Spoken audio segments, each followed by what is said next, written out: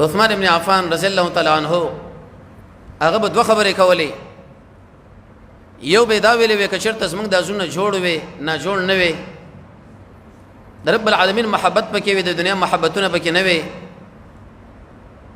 نو موږ به د قرآن نه د غیر تلاوت نه هیڅ چاته ماړه شوي نه وي. څومره عجیبه خبره ده. که د دنیا یو ډاکټر یو کشر ډاکټر موږ له دا خبره وکړي چې رپتا کې ژېړې دی او د زړه والونه دي بند دي او کرونا دي او هغه او دا ده، څومره موږ ورخطا کېږو، څنګه پریشانه کېږو.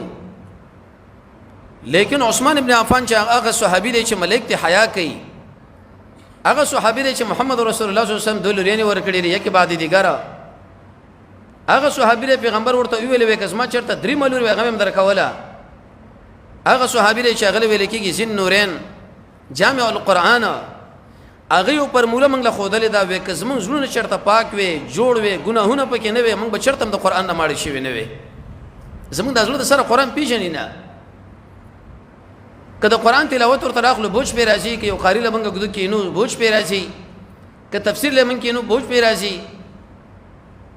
او دویم به دا خبره کوله وې قسم په الله چې کله موږ دا خپل نظر د ورځې په دې قرآن کې بند نه کړو، موږ له د الله عز وجل نه حیا راځي. ته اوس وګوره چې ته د رب العالمین نه څومره حیا نه کوې، ته د الله نه څومره حیا وکړله، ته د خپل نظر په دې قرآن کې څومره بند کې. هغه به دا خبره کوله وې چې د ورځې موږ د خپل نظر په دې قرآن کې بند نه کړو، د الله نه موږ شرمېږو چې الله څومره قیمتي کتاب در لېږلی دی.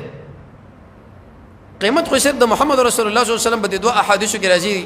مسند احمد کې دغه دواړه روایت راغلي دي. رسول الله صلی الله علیه وسلم فرمایي الله عز وجل فرمایلی دي زما د کلام غورواله په دې نورو کلامونو د شي دي کفصلی لکه څنګه چې زه غورایم، الله په دې ټول مخلوق باندې غوړه دي، دغه خبره په دې ټول خبره باندې غوړه ده. الحمدلله چې دې لوی کتاب موږ لرا کړی دی. اول حدیث کې راځي کفضل الله لکه څنګه چې الله عز وجل غوړه دی. دې ته اوس ویل کېږي د نعمت ناشکری چې موږ د قرآن سره تعلق نه ساتو.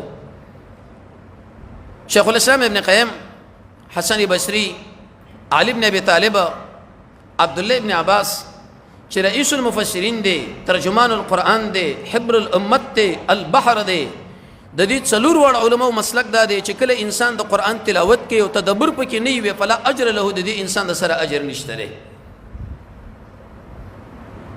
تدبر دا معنی چې په معنا باندې ځان پوهه کوي. عبد الله ابن مبارک له یو کس ویلې بیګا مې د شپې قرآن ویلې دومره سپاره مې ویلې په دې مانځه کې وستاسو ملګری دی چې هغه سبب پورې په دې یو آیات باندې خبره کوله فمن يعمل مثقال ذره خيرا يره ومن يعمل مثقال ذره شرا يره، تر سبب پورې يرددها د آیات اړو راړو شړلې ځکه دې په تدبر سره لوستل کوله. زره منه د سر میږي، زره د سر میږي د اثر، زره منه د نور هغه وړانګه چې کوم اعلان دی سوراخ کې را داخليږي، زره ویل شي هغه ګرد چې کوم د لاس پورې نکته وي انساني پوکیو دا والوزي. که دومره موږ د خیر عمل وکړو، که دومره موږ بد عمل وکړو، الله عز وجل موږ سره بده باندې حساب کوي. د دې وجه نه امام بخاری رحمه الله فرمایي چې آیات فاضله دی ویل دي جامع آیات دي، جامع آیات د قیو آیات د ټول امت مسلمانو د ټول انسانیت لپاره کافي وو. اچرته موږ وران کارونه کو نو ډیر د خلک شته چې دا عظیم کتاب پر خودل دین شکرې کوي، بل تر باندې نور کتابونه له وخت ورکړي دي، اخبارون له وخت ورکړي دي، خبرون له وخت ورکړي دي، فیسبوک له وخت ورکړي دي. دی انسان د نعمت ناشکری وکړه دا سړی د په ځم باندې پوه شي چې د الله عز وجل قهر او غضب وزله متوجه دی.